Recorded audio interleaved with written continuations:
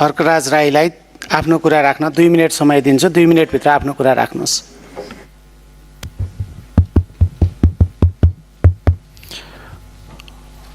सभामुख महोदय,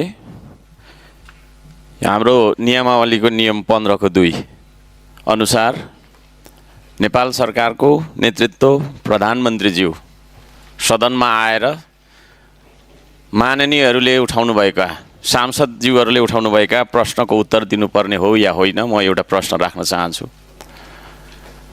मैले 2083 साल 1 महिना 28 गते र 29 गते केही प्रश्नहरू राखेका थिएँ, जो गृह मन्त्रालयसँग सम्बन्धित केही थिए, केही रक्षा मन्त्रालयसँग सम्बन्धित केही थिए,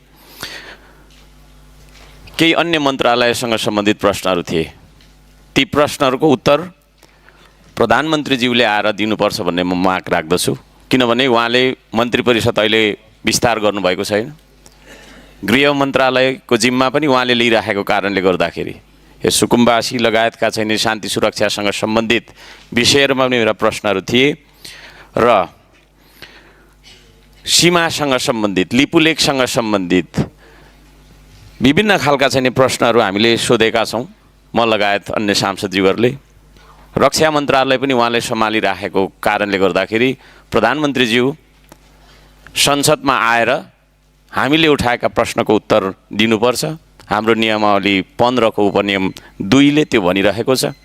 28 गते राखेको प्रश्न आज गर्दाखेरि 10 दिन जति भइसक्यो। त्यो उपनियममा भनिएको कुरा के छ भने 7 दिनभित्र नेपाल सरकारका सम्बन्धित मन्त्रीले उत्तर दिनुपर्छ भन्ने हाम्रो नियमावली छ।